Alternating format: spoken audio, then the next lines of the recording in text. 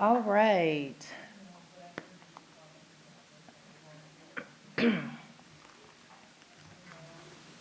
Good afternoon. I am Dr. April Scott, she, her pronouns. I am going to play with this. No. There it is.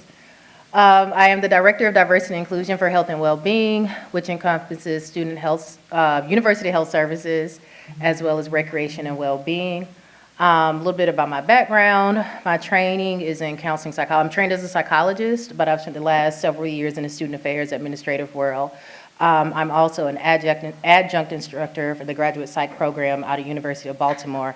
I'm telling you a little bit of that to explain why I gave you homework and handouts, because I'm doing this not from the lens of an academic, but more so from the lens of a clinician and an instructor, because I think this information is valuable. Other couple disclaimers. I'm going to be honest, I struggle with the terms POC and BIPOC. I do. And I'm using them out of laziness because I can't find another term to encompass it without listing every single group that it could embody. So I'm saying that ahead of time. And the reason why I have why I struggle with the term POC or BIPOC, because oftentimes it's used monolithic. So when I say POC or BIPOC, it's to indicate that there are similarities amongst the groups listed there, but that does not indicate sameness. So similarities, but not sameness. There's still going to be differences within those groups. So I think that's important to keep in mind when we were talking about the experiences of people of color, that it is not the same. There are differences within the group. There is some inter-community conflict even going on there, but just want to give that disclaimer. Okay, so in your handout, if you all didn't get one, you can scan this QR code, but you should have a handout with a feelings wheel. And the reason I'm giving you this, because I'm going to ask you to identify feelings. And one thing I have learned as a clinician is when you ask people about their feelings, they usually tell you a thought first. And it takes a while to get to the feeling piece, especially for us smart people. We like to intellectualize our feelings. So this is just a tool for you to use when I start asking you, well, how did that make you feel? How do you feel about that? If you're struggling for a word, use that feelings wheel and take this with you. This is a tool that I encourage everyone just keep in your back pocket. And you'll see little Easter eggs. I like music, so I'll usually have a quote lyric somewhere. So we are going to start off with a classic, I don't know, can you call Scandal classic? A clip from a classic show. Mike, if you can go ahead and play the clip. You've gotten yourself into a bit of trouble, Olivia, and I'm here to fix it. No. Now listen to me. You raised your skirt and opened your knees and gave it away to a man with too much power. You're not rare, you're not special. Your story's no different than 1,000 other stories in this town, so you know how this goes. You could call this in your sleep. First they'll smile, be warm, sympathetic, on your side, letting you know that they will fight for you. They will lull you into a false sense of security. And then, once your belly is exposed, they will gut you and everyone you know. And they will be swift about it. And by the time you realize you should be fighting back, well, you're already bleeding to death. That is the presidency versus you. Whose victory do you think they will fight for? Whose body do you think they will bury? He would never. He would never. You and I both know that he is not in charge. He is never in charge. Power is in charge. Power got him elected. I know more than you could possibly imagine about things of which you cannot dream. He told you that you would be First Lady, and you believed him. Did I not raise you for better? How many times have I told you you have to be what? You have to be what? Twice. What? Twice as good. Twice as good as them to get half of what they have. Sleeping with that. For God's sakes, you know to aim higher. At the very least, you could have aimed for Chief of Staff, Secretary of State, First Lady. Do you have to be so mediocre?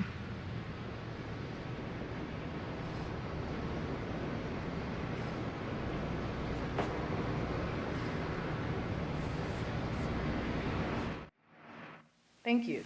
Okay, so classic show. If you haven't watched it, go back and watch Scandal. So what we are seeing, Olivia getting dressed down by Papa Pope, and he tells her you have to be twice as good to get half of what they have. So I want to ask you about your experience with this message. So if we can go to the Slido. How old were you when you first were told you must be twice as good to get half as far? So there's some options and also an option if you've never heard the message. So I'm curious, how old were you when you first heard this message, or if you've never heard this message at all?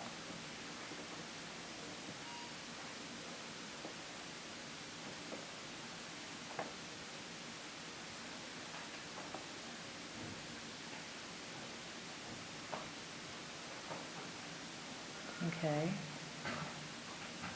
Let's see.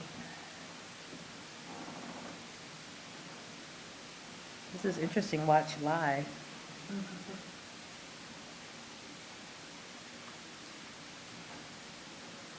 All right, so about 35% of respondents have never heard this message, still changing.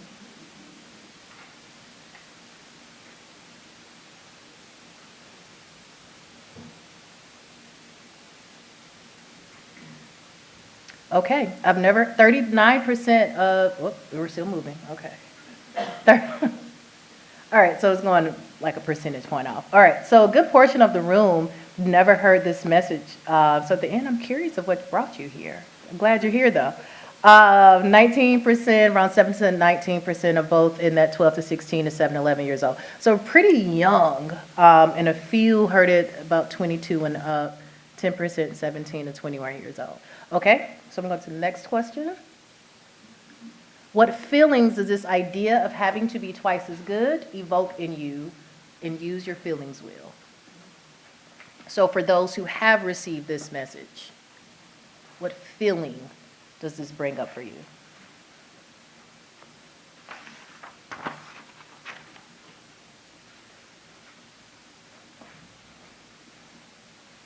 Okay, anger, pride, tired, yes, resentment, frustration, sadness and anger, bitterness and anger, unfairness, these are good, thank you. Humiliated, wow. See it every day in training, overwhelmed, inadequate. And that's the thing about the message, because sometimes it's not an explicit message. You pick it up along the way. Frustrated, sadness, disrespected. Yeah, so anger, frustration, and resentment are top. Anxiety, yikes, these are heavy.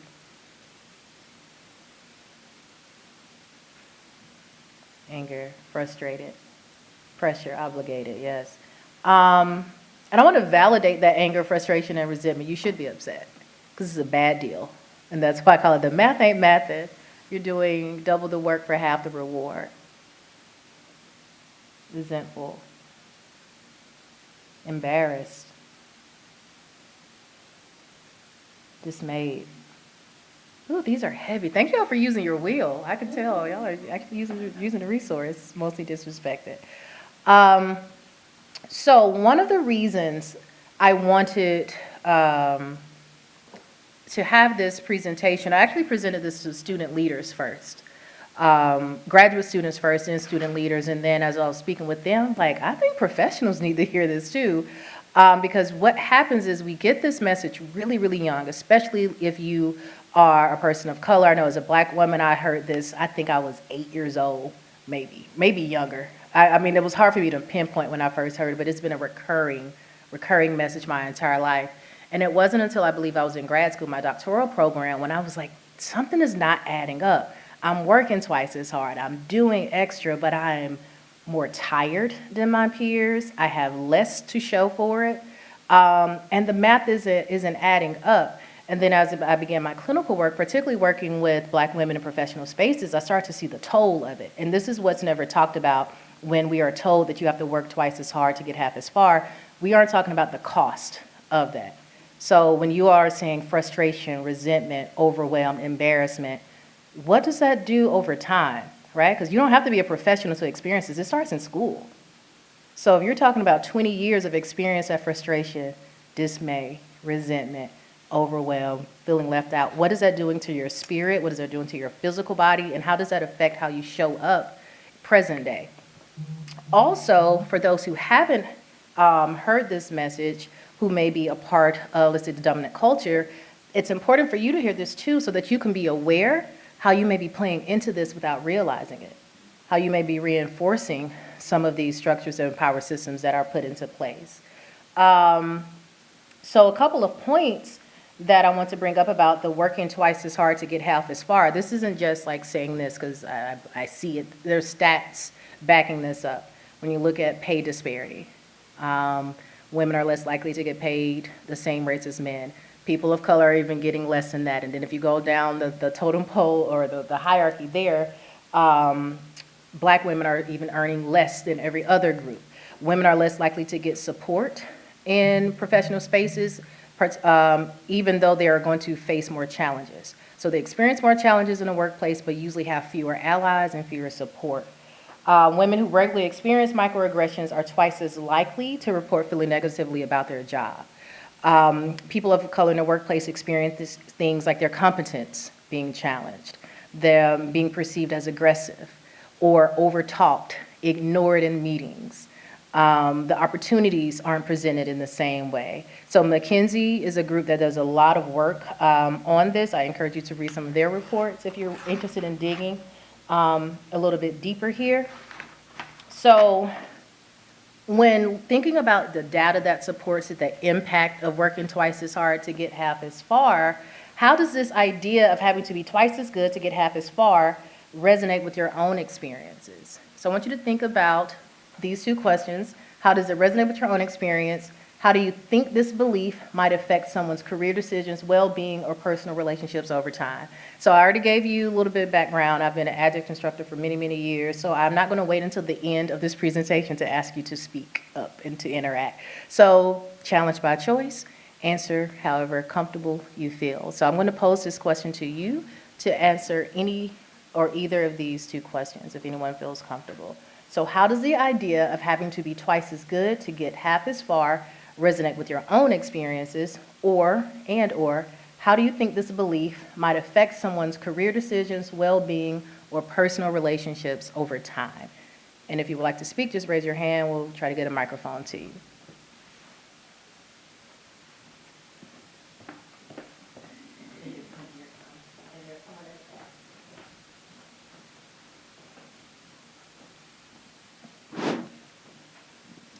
So thank you for having this session and giving space to this conversation. This is the first time that I've ever been in a place where this was being discussed. So thank you for that.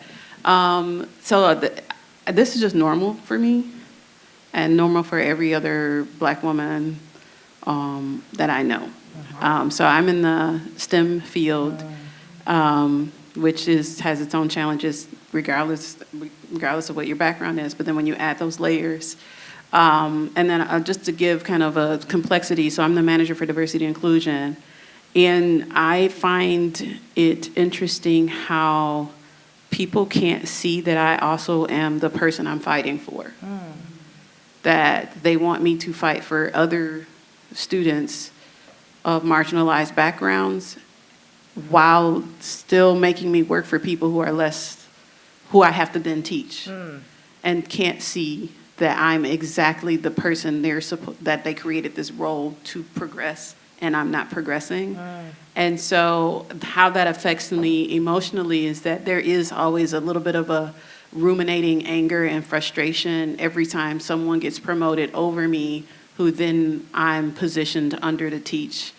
And then I watch other people continue to excel while I feel really stuck in the same spot. Yes. Thank you for sharing that. Thank you. I think so many can resonate with that. I saw a hand in the back. Okay.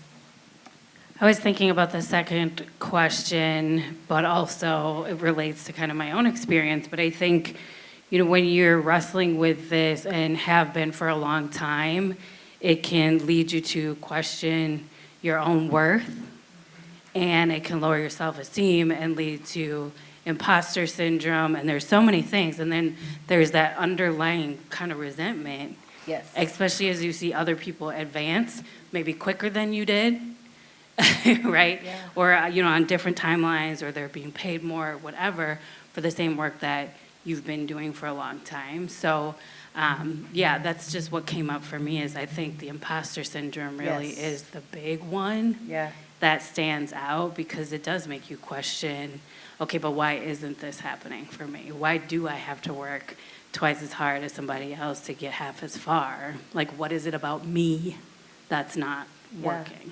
Absolutely. Thank you for sharing. We'll do one more comment. I'm sorry, there was someone over here in the back. Well, okay, let's come here. I can't remember who was first. Let's go here because for proximity, and I will meet you in the back. I really have been thinking about the first question. In my experience, I was told really early on you have to not only work double as hard, but being the child of immigrants, first generation, I have to be almost this representation. Yes. And Yes. really push forward and be like the one to like lead by example for like my nieces and my cousins, and it also put me kind of in this defense mode. Yep. Where I've like almost I went right into grad school undergrad almost to get my master's, but also because I didn't want anybody to ever question if I really knew what I was talking about, if I really knew what I was doing. So I kind of did it as a protective measure, also because I'm really interested and I really liked my graduate program, but also kind of like this is a protection for me more than ever, like now, I guess also with the socio-political Yeah. state of things, of this is a way to kind of defend myself and my knowledge and folks that might look like me, because I feel like a way that to measure like that I'm qualified is through getting more degrees, which is also unfortunate, but it's kind of something that I found myself having to kind of play into the game a little bit, not only for like salary, but also for opportunities, but also for moving and growing within my own career. Yeah. So And really kind of on this survival. defense, yeah. Yeah, what I'm hearing is also survival. Okay, last comment, seriously. Go ahead. Uh-oh. Check, check. Yes. Oh, there we go. First, I just wanted to say that I've been to a couple of different conferences here over the last couple of years, and everything is always very eye-opening. But I would say that this conference in particular is definitely a notch above the ones that I've experienced so far. And then as far as the bottom question, I was thinking about what Dr. Robbins was talking about yesterday with the chemistry in the brain, and what part of your brain lights up when you feel that you're being mistreated or Yes. something is unfair, and for that part of your brain to be consistently forced to pay attention to that area does not allow the person to reach their full potential or perform as well as they could. Absolutely, thank you. It's a mental energy, it's a mental tax that comes along with it. Thank you for naming that.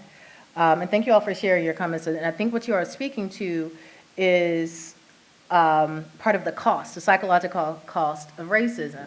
So there's racial trauma, and then racial battle fatigue syndrome, or also called racial stress syndrome. So racial trauma, that refers to the emotional impact of stress related to racism, discrimination, stressors, being affected by stereotypes.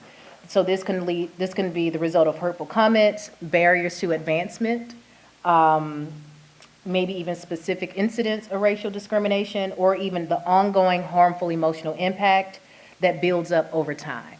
So you'll see a theme in a lot of this is the accumulation, the buildup over time.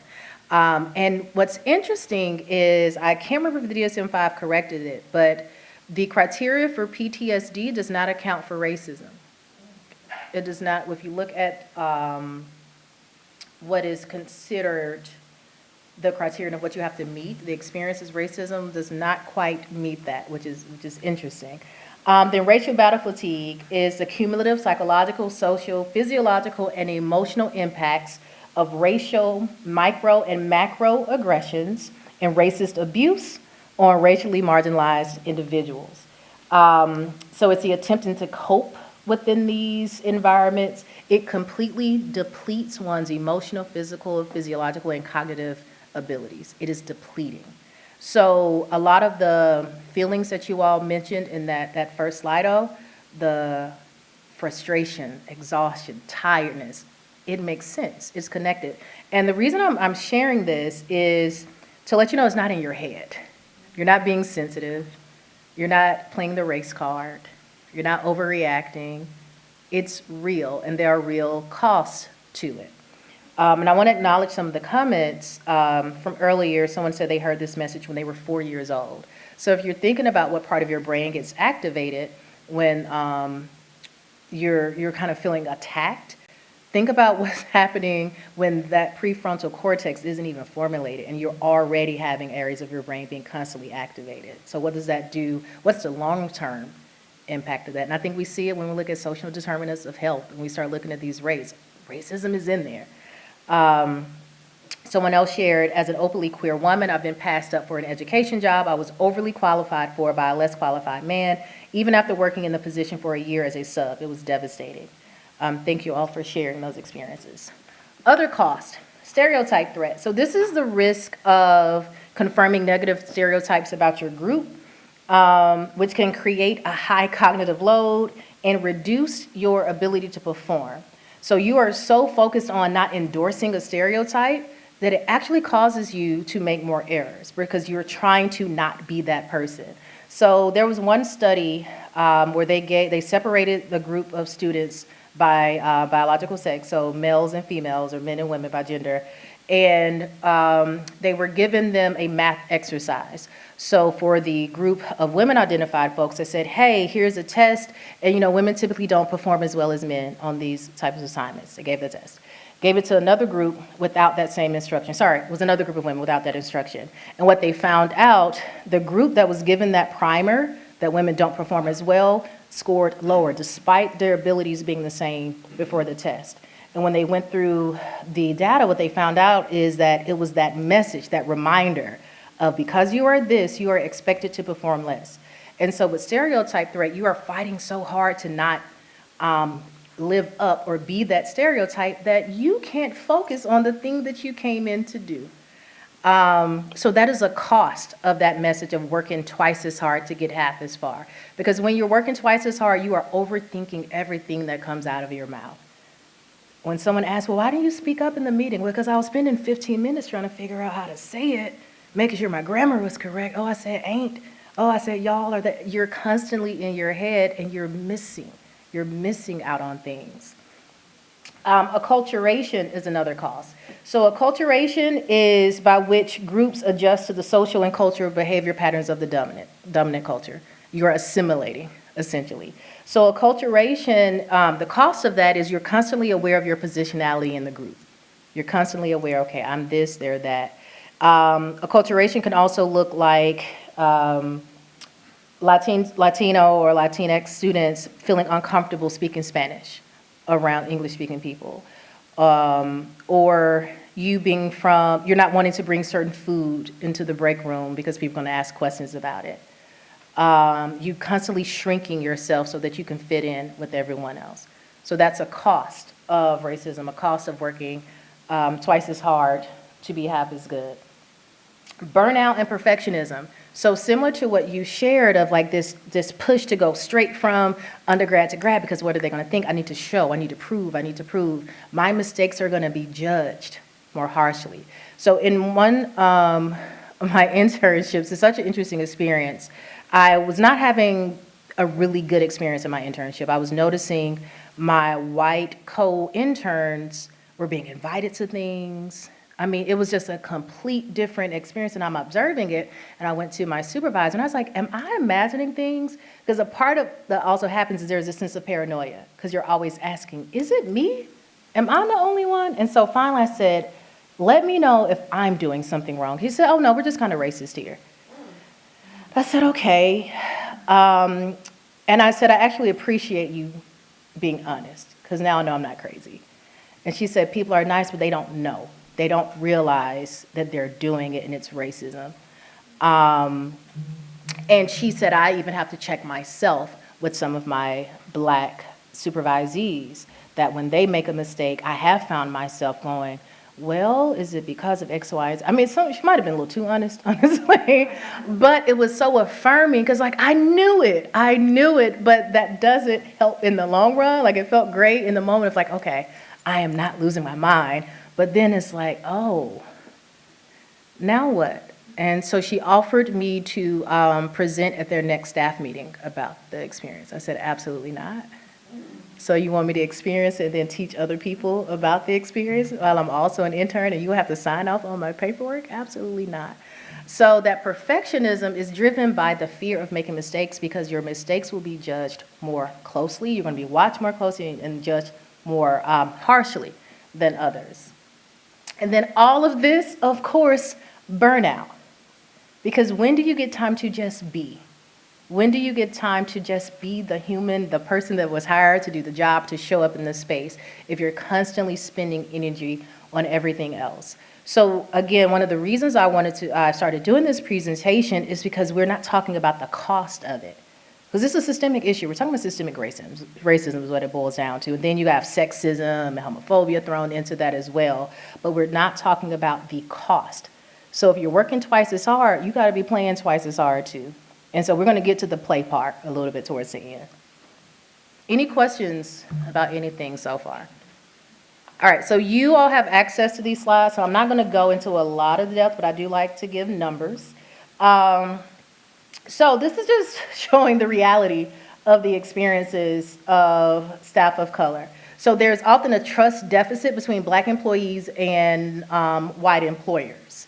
So a trust deficit is you saying I can trust you does not necessarily mean that I can. So sometimes you're walking into a space on guard.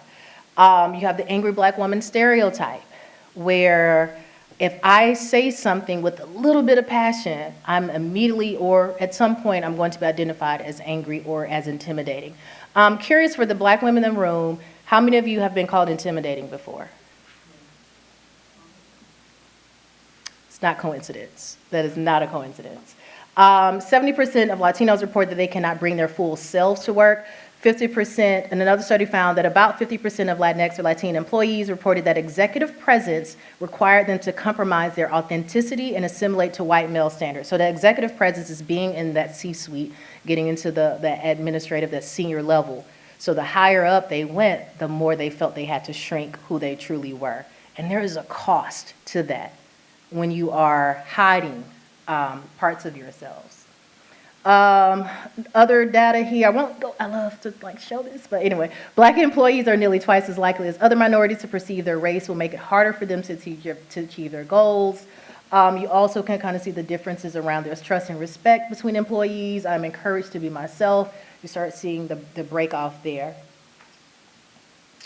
Again, this is not only limited to race. So the McKinsey & Company in 2019 found that LGBTQ plus women reported higher rates of discrimination and harassment than their peers, also have a higher rate to be the only, especially amongst our trans employees. And so being the only is you are the only person in your entire space with your identity. That leads to feelings of isolation, not feeling like you have support, and again, that pressure to assimilate and to fit in and to shrink into the larger group.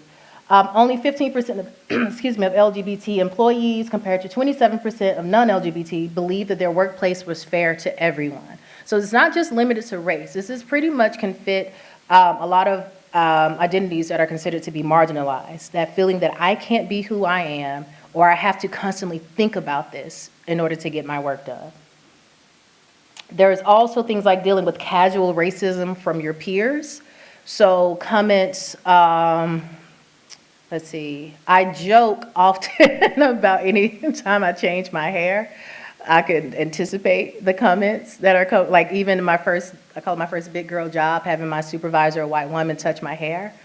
And I was young, so I didn't really know. It's like, oh, this doesn't feel right, but I don't know what I'm supposed to do in this space. The casual jokes that you have to figure out, do I laugh? If I say something, then I'm going to be considered the person that's too sensitive. So all of these things. And then the lack of access to opportunities, again, being passed over, not having the internships. I was listening to a podcast where the host was talking about her father who had graduated law school in Dallas in the 70s and could not get a job despite having great scores on the LSAT, could not get hired. And although that was in the 70s, I have peers who are still experiencing this. So another cost or associated with being the only or being a person of color in the workplace is that invisible labor, also called the cultural tax. I had a colleague call it the black tax. So meaning, I don't know if you could see some of the things I grabbed offline. So what's the name for the feeling when you know that if you don't join the DEI or Community Outreach Committee, it won't get done right, but you're also tired of being on the DEI and Outreach Committees? Can anyone relate to this feeling? You are tired of getting tapped to be the voice, but if you feel like if you don't do it, it won't get done. And again, remember the cost. There's a cost to that. Congratulations, you're from an underrepresented group and the gatekeepers have let you in. Please observe the following guidelines. 1, be perfect, be perfect, be perfect, and good luck. The third slide is academia to Black women, and there's a sign on the door that says, we are open, the door is just very heavy. This is speaking to the invisible labor of unrecognized and uncompensated work. Typically, especially if you are representing from underrepresented groups, you are more likely to be the face for the students as well. So it's not just your peers, the students are coming straight to you. And then there's a shared experience. You don't want to let them down, but you're also tired. You also want to go home. But it's 6 o'clock and the student really, and you know what it's like because you were just there with them. You are also first gen, but you want to help. And there's so much, and it's not even going on your performance evaluation because it's technically not a part of your job. So it's unrecognized and uncompensated. So this is what we mean by cultural taxation. There is an extra tax that comes along based off of your identities. So what do we do about invisible labor? One is rotate tasks. So something that I've heard a lot here is that, particularly I work in the DEI space, is someone will say, well, I don't think white people should be leading this. As a white woman or as a white man, as a white person, I shouldn't be leading this. Maybe we're in Wisconsin. I mean, sure, I get the sentiment, but we have to face, the numbers are not in your favor. Also, who does that put the work on, and when do you learn? When do you learn? So sometimes that could be used as a crutch. Just because someone has a shared identity doesn't mean that they can only be the only one doing the work. Work with them. Ask, how can we be of support? Is there someone else we can tap into? So rotate tasks. Because this also has to do with the person in your office who's always planning birthdays for everyone. They make sure they get the cards. They make sure that they, if there's a baby shower, typically that often falls to women identified folks. So one way of dealing with that ahead of time, just go ahead and rotate tasks. All right, this month, you're on kitchen duty. Next month, you're on fridge duty. So that way, everyone is sharing the load. Recognize the labor. I am so grateful for a colleague who, years ago, when I was being asked to do a lot of things that weren't in my job, she said they should be paying you for that. I didn't even know I could ask. And no one was going to tell me that I could ask too. And I did, and I was compensated. So figure out a way to recognize the labor of the people doing the work. So that may not be compensation. If you can't do that, then take something off of their plate. So, because again, they're doing extra work. So try to balance it as much as you can. And for those in the room who are not experienced this, advocate. Pay attention. Pay attention to the workload. Look at the numbers and go, oh, I'm noticing the same people keep going to the red gym for every event. Can we send someone else? Why is he the only person going to the GSCC? We need to send some other people there. Okay, so another lyric. Anyone know where this lyric is from? The group, Protect Your Neck.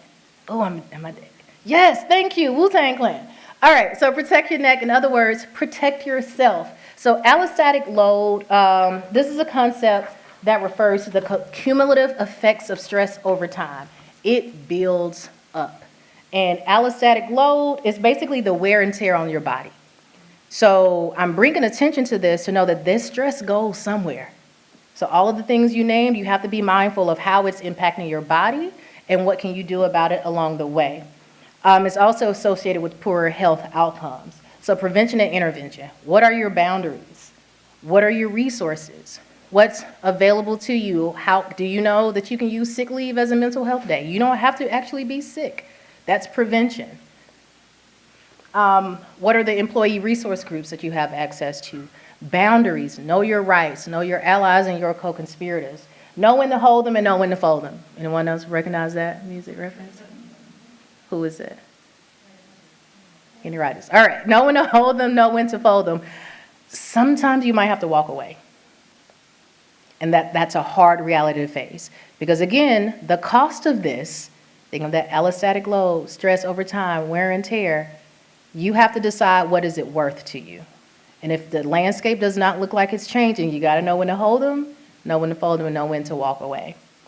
Have a plan in place, though. Make sure there's a backup there. So the very serious function is one of my favorite Toni Morrison quotes. The very serious function of racism is distraction.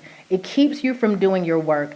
It keeps you explaining over and over again your reason for being. So this speaks to that energy, that mental energy that you are constantly putting on trying to prove to people that you belong here.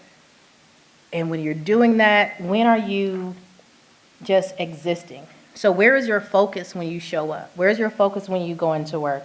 There's a quote in my office that says, "I will not bow down to someone's whim or someone's ignorance." It's a Bell Hooks quote. In other words, you won't break my soul. This is a mantra I have in my head. You will not break my soul. It is not my job to convince you of who I am. I don't audition.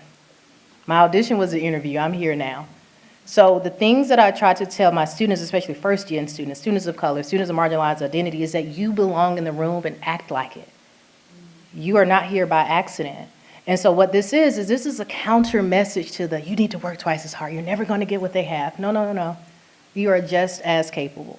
You belong. Show up. You are allowed to make mistakes.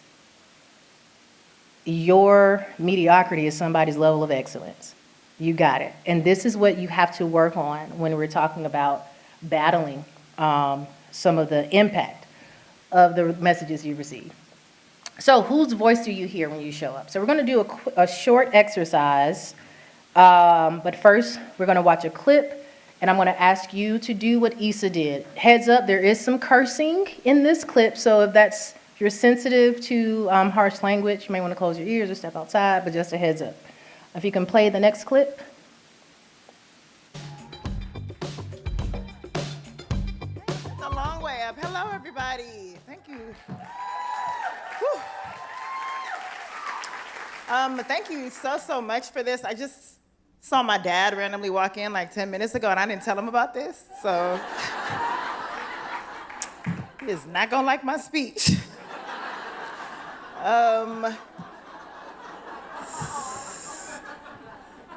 Anyway, I just want to thank you so much for this wonderful honor. To be the first to receive this amongst so many women that I admire is just, it makes me super proud. And like Elizabeth was saying earlier, sometimes I feel like as women, we tend to downplay ourselves, we tend to dim our light. And we're kind of conditioned socially to be humble. And I grew up in the age of hip hop. I grew up being a huge hip hop fan, and none of my favorite artists are humble. They don't even know what that means. So in writing my speech, I decided to embrace this moment in honor of them.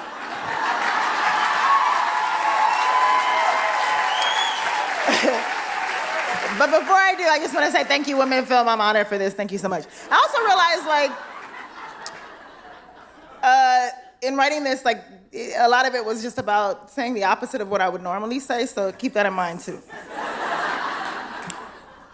Emerging Entrepreneur Award. Duh, bitches. I'm the first, so you future hoes need to bow down unless you're ready to catch my fade with your weak asses. I'm closing all doors behind me, so if you didn't make it in, oops, you're bad. Figure it out. Entrepreneur means I did that shit by myself.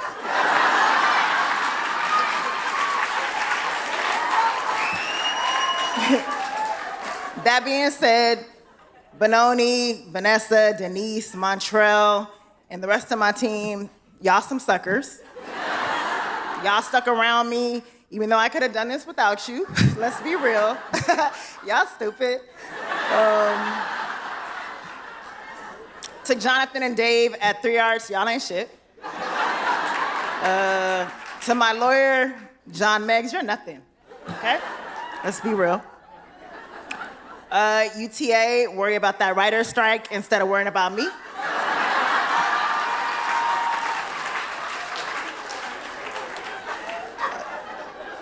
Casey and Amy at HBO, keep running me my money, please, and thank you. And to everybody who claims to. All right, you get the gist of that. So you have been hearing so many messages your entire life telling you you're not good enough, you're not smart enough, or you have to be perfect, your mistakes are going to be watch higher, that there is a chance that you have not spent time on that counter narrative. So that's what you're going to do right now. You are going to write an acceptance speech in the spirit of Issa Rae. This is going to be the most braggadocious speech you have ever written. You are receiving the Dope Person Award of 2024. Dope meaning like, I don't know. People still say dope? Is that, am I? Okay, thank you. The Riz Award? No, that don't even feel right. So you are receiving the Dope Person Award for 2024. So you're going to write your acceptance speech. So you got 2 minutes. Just write. Don't think about it. This is tap into the most narcissistic part of your personality that you can. You are going to brag about yourself. Give you 2 minutes to write it. And then some brave souls are going to read it aloud because that's where it hits. Yes. You got to say it out loud to make it real. Brag. Do not be humble. You don't even have to believe it. Okay, I'm going to set my timer.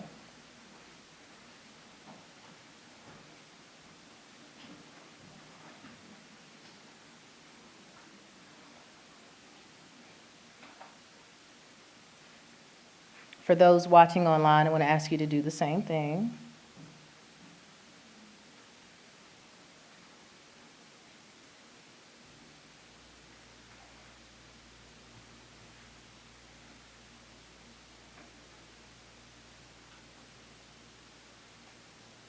Okay, give you some background music.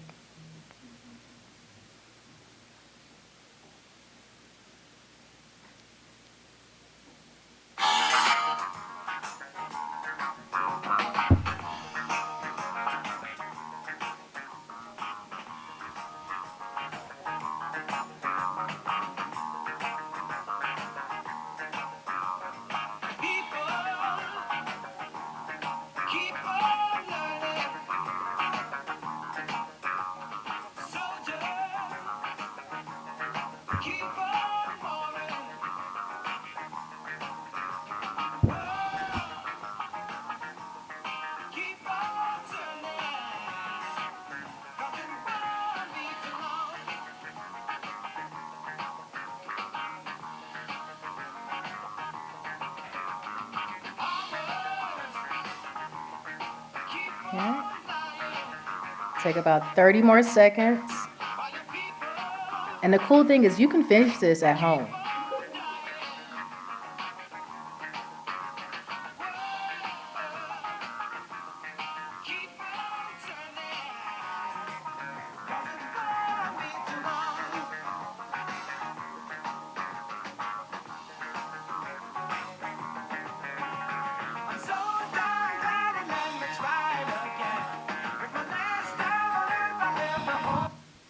Okay, that's time. So before I ask for a volunteer, I want you to find a partner. We're going to practice with each other first before we bring it to the group. So find someone in your role close to you and share your speech. You can do it. I believe in you. I believe in you. You can do it. Just fake it till you make it. So find someone close to you. If you don't have a partner, I'll come to you. Please don't maybe walk up these steps and these heels. All right, let's practice.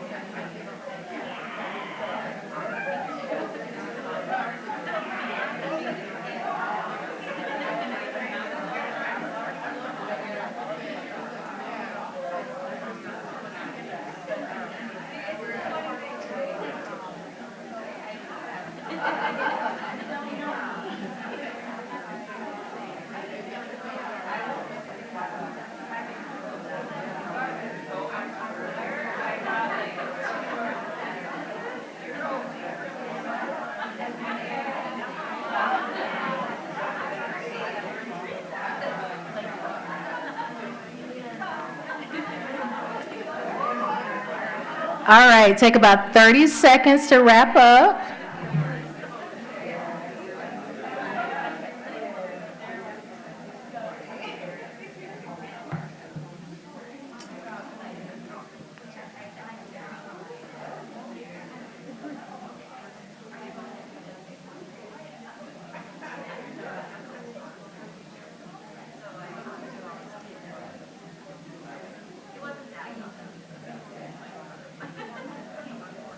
All right.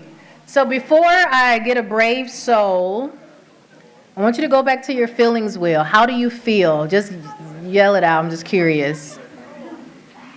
How are you feeling after that? Bold, yes. Confident. Good. Empowered. Yeah, you see you see like the complete opposite? Good. I promise there's a method behind the madness. Okay. Do I have a brave soul who would like to share their acceptance speech for Dopest Person of the Year? I heard some good ones. Y'all had some really good ones. Do I have a brave soul? Yes, Marin in the middle. Do we have another hand over here? Someone in the back? I want to make. All right. Give it up for Marin, who has received the Dopest Person of 2024 award. Hello, hello. Yes. Very, very proud to receive this honor. Thank you, Dr. Scott. So, look at you, 42, single and content. Thank you. You've gone around the world multiple times by yourself. You've built your life in multiple countries by yourself. You've rebuilt your life in America during a fucking pandemic. Look at you now. Still working, doing your thing, dancing, hiking, paddling, laughing, smiling, and you're still kind and funny and smart and sexy. Damn, you built this life and your beautiful ass. Yes! Good job. Way to go. One more. One more brave soul. All right. Thank you. They're hyping me up because they already heard it. All right. Tell us your name. Alicia Hazen. All right, give it up for Alicia for the Dopest Person of the 2024 award. I'm really borrowing from Issa here. Okay. So thank you, everyone, for finally recognizing me for the Dopest Person of 2024. It's about time you got your head out of your asses to finally see me for the dope-ass bitch that I really am. I've been doing this shit for far too long to have you finally see me for the dope person that I really am. To have you finally honor me in this way. But at least you finally got there. Not only do I work full-time in an administrative leadership role at the Big Ten University, but I also have my side hustle as a blogger and influencer, and I mom so hard 24/7. Yes. So hell yeah, I'm dope. So I want to thank me for this award, since I'm the one that earned this. All right, give yourselves a round of applause. Y'all were great. So the reason I'm having you do this is some of this is undoing the impact of the message. So there's a larger systemic undoing that needs to be done. That's not what this presentation is about. Just going to be honest. This is about what you can do. Is that going to break down the systems? No. That comes with challenging the things already in place. So what I said before about recognizing, paying attention, asking, reallocating the workload, compensating people, making sure decisions are actually based on merit and not relationships. That's where you get into the systemic piece. But for the personal piece, what I'm trying to do is how do you survive the smoke? You know, it's going to take a little bit work to put the fire out, but I want to make sure that you can breathe, that we can find a corner for you to breathe. So in your handout, you have a document from the Institute for Study and Promotion of Race and Culture, which is Racism Response Plan. I'm not going to go into that. I just want to make sure you have it. But thinking about how to undo these messages. What's your counter narrative? What's your antidote? So in your handout, there's a list of thinking traps. And thinking traps are cognitive distortions that happen so quickly, they influence how we believe and see and interpret the world. It's our perception. So I gave that to you because I want you to pay attention to when you are engaging in those thinking traps, when you're in that perfectionistic mindset, when you're mind reading, when you're assuming, when you're doing black and white thinking, so you can have a plan. Okay, when I do this, I'm going to tell myself this. When I'm driving into work, I'm pulling up this speech. Before I walk in the door, I am reading this speech. Because again, this is your armor. This is how you go in and remind them and remind yourself, more importantly, of who you are. It is not your job to convince others of your greatness. I'm more focused on what you think and how you feel about you, and make sure you show up in your full self, because you were not put on this earth just to work a job. So how can you do the job that's maybe your purpose or your career, and still have something left over so when you go home to your loved ones, when you go home to your kids, when you go home to your family, that is not soul-breaking work. So, one, remember that no is a complete sentence. I'm from the South, so we have Southern hospitality just bled into us. You could come at our house in the middle of the night, we're going to make sure you come in. And I learned from watching my mom, aunts, and grandmas that y'all need to learn how to say no. Because why are people showing up without calling in the first place? So, but sometimes we give a no and then we give an explanation. And when you do that, you allow people to sometimes talk you out of your no. So sometimes just being able to say, you know what, thank you, but no, I can't do that. No. Perfection is the enemy of progress. Sometimes good enough is going to have to do, because you will not waste, you will spend so much energy on making it perfect, and it's probably a moving goalpost when you think about perfectionists. For all of my perfectionists in the room, you are going to always find something that could be just a little bit better. So you have to focus on progress. One thing my dissertation advisor told me, a done dissertation is a good dissertation. And thank God. You belong in the room. You are not in that room by accident. There was no lottery. This is not the Hunger Games. Your name was not picked out of a hat. You belong in that room. You worked your way. You earned your spot. Do not allow other people to start convincing you otherwise. Even though you may be receiving messages to the opposite, remind yourself, you have worked hard for this. You belong in that room, and challenge the narrative. Challenge the narrative in your head that's telling you otherwise. For those allies who may not have this experience, be a co-conspirator. Sometimes you may have a privilege to speak up where someone from a different background can't do that as safely. Point out the things when you notice it. Call it to the room. When someone is speaking over your colleague over and over again, go, hey, I'm sorry, they were finished. I keep noticing that we keep cutting James off when James speaks. Or I noticed that the only people we are assigning to this or that. Why are all our staff of color in DEI positions? What's going on there? Don't be afraid to call things out. And lastly, rest. Rest is not a reward, it's your birthright. This was a lesson I had to unlearn from graduate school. I used to stay up until the work was done. Sleep was a reward when you finished. And then I learned, uh-oh, why is my blood pressure high? What's going on? I wasn't sleeping. So I had to shift my attitude about rest, that rest is something that you need, it's not something you deserve. Also infuse some fun in your life. That's one of the reasons I wanted to do that activity. Okay, so questions or comments, because sometimes you just have thoughts.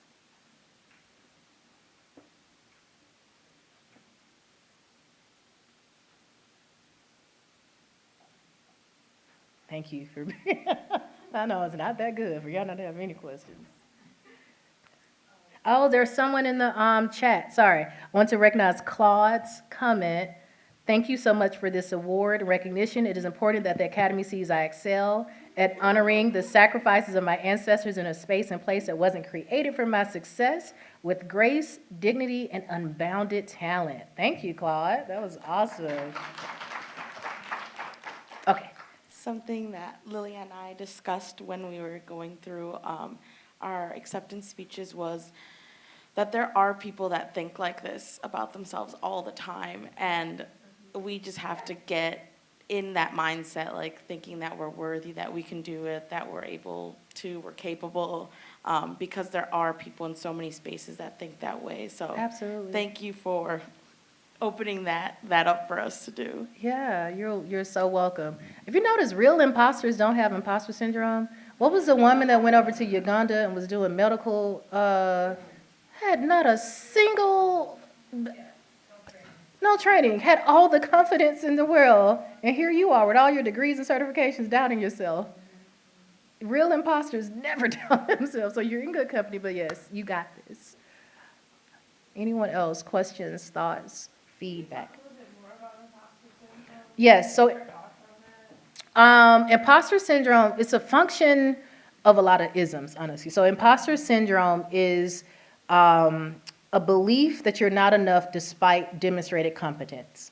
So despite the fact that you have shown your capabilities, you still feel like, I'm not good enough, I'm not smart enough. So with imposter syndrome, what it causes you to do is doubt yourself. So there's a lot of similarities, and often you don't go out for opportunities because you don't think you can get them.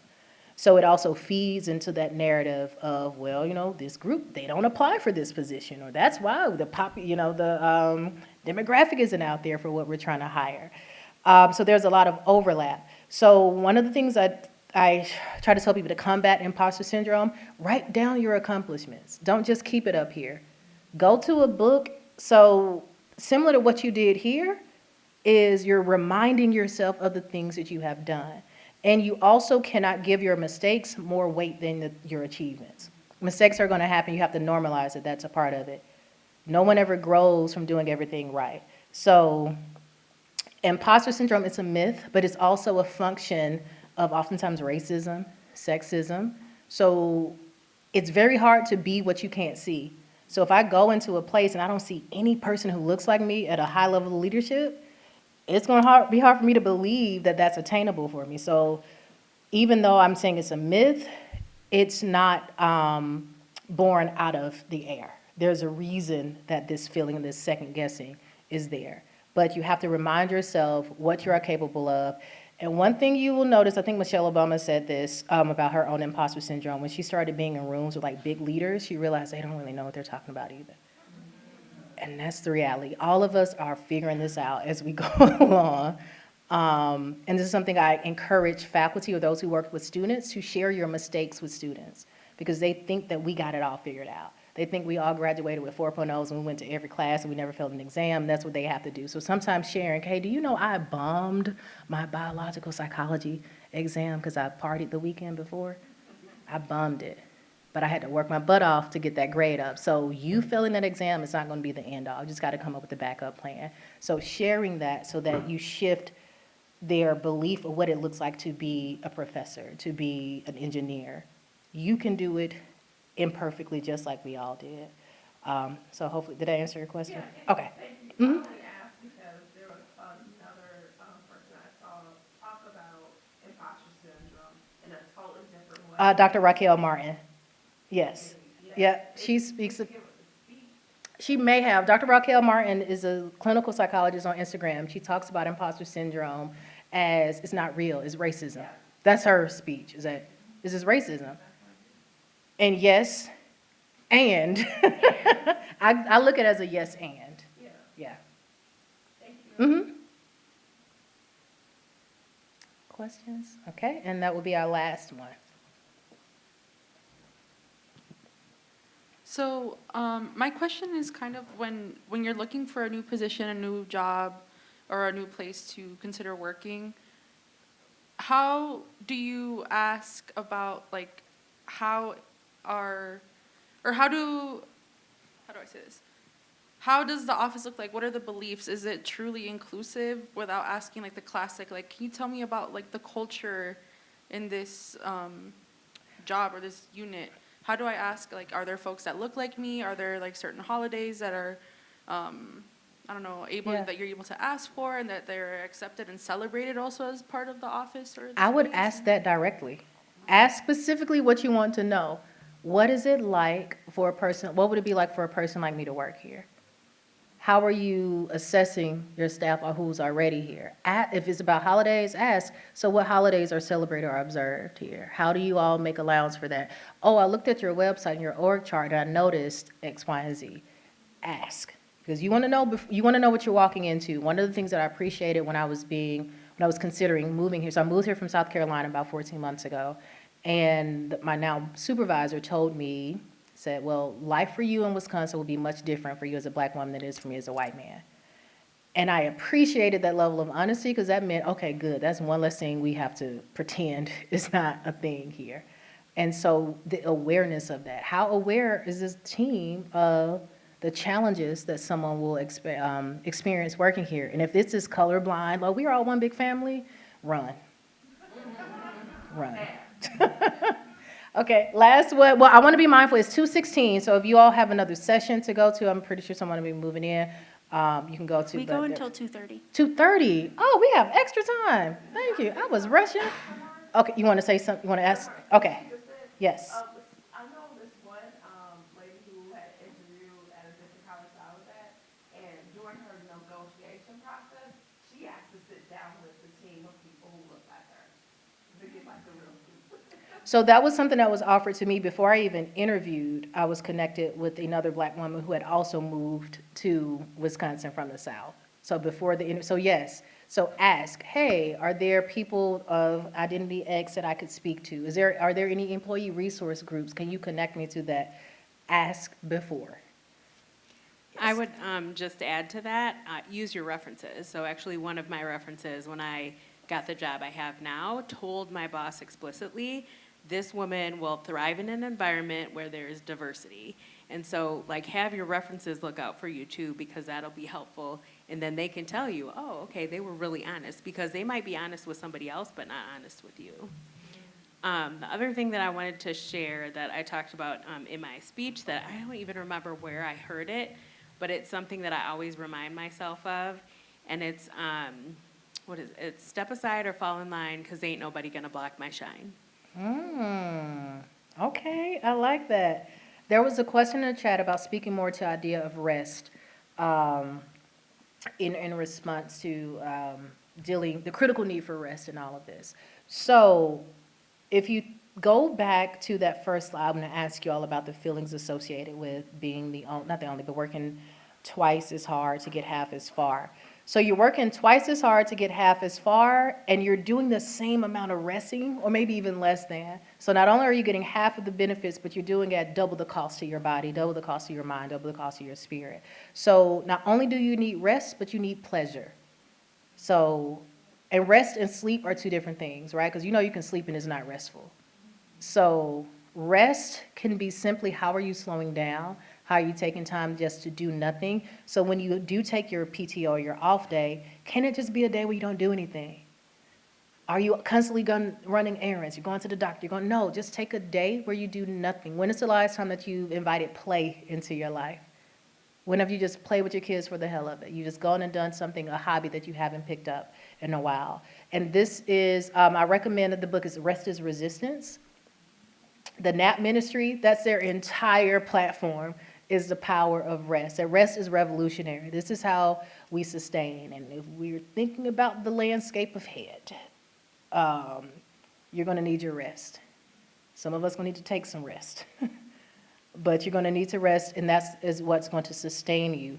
Especially going back to that slide about the cultural tax, if you're the one that's constantly being tapped to do things, you're overexerting yourself, and that's where burnout comes from. So burnout is giving too much of what you don't have. So how often are you checking in with yourself to see, where is my cup today? So I have a bad habit of saying yes to things. And my practicum supervisor years ago made me say no, because I was behind on a report, and I listed all the things I had going on in grad school. In grad school, I had 2 practicums and 2 assistantships in the same year. Not to mention other stuff that I also started like an event planning company in grad school. Just doing undiagnosed ADD also, but just doing too much. And she said, you can't say no to anything else for the next 2 weeks. I said, okay, that's fine. I messed up that night. I didn't even make it 24 hours. And so what I learned is I am doing too much. Just because you have the desire to do it doesn't mean you have the capacity to do it. So that was a lesson I learned then that I employ now. So what my gift to you all or suggestion, we're talking about rest, use the 24-hour rule. Do you need an answer right away? Because sometimes the urgency makes me go like, yeah, I'll figure it out. But just saying, can I tell you, like, when do you need to know? What's the deadline? And your no doesn't have to be because you have something else to do. It could be just because you simply don't have time. You don't feel like doing it. That's an answer enough. So be intentional about your rest. You have to schedule it. You have to block that time out. You will not just spontaneously find 34 or 30 minutes or an hour of your day to relax. You have to prioritize it. So hopefully you already have your PTO schedule for the rest of the year. If not, make that your homework. If you have over 150 hours of PTO in your bank, you're not resting. I would even say 80, but I'm being liberal here. Exhausted. I have had 2 colleagues from my last job pass away unexpectedly in the last 6 months. One was 2 weeks from retirement. The other one was 30. So complete opposite ages. That time is gone. So again, rest is important. This wear and tear, the world that we live in, your body is taking it all in. And it has to have somewhere to let it go. And if you're constantly moving, what happens to a car if you constantly run into the ground? At some point it stops. And the thing about your body, if you don't give it rest, it will take it. It's gonna take it. You're gonna get the flu, you're gonna get a cold, you have your autoimmune disorder, you're gonna have a flare-up. So it's best to get in front of it as much as you can. And does anyone ever experience guilt with rest? Ooh, okay, how much time we got? Let's see. Short answer in the 7 minutes I have, do it anyway. Do it anyway. Especially those with like mom guilt and dad guilt, do it anyway. The guilt is it's there. Your feelings are valid, but they're not always true. So feeling guilty doesn't mean you are guilty of anything. Your feelings are real, they're powerful, they're not true. The first time I saw Beyonce, I said, I can do this. I will quit my job. I know all these routines. I've been studying since I was 14 years old.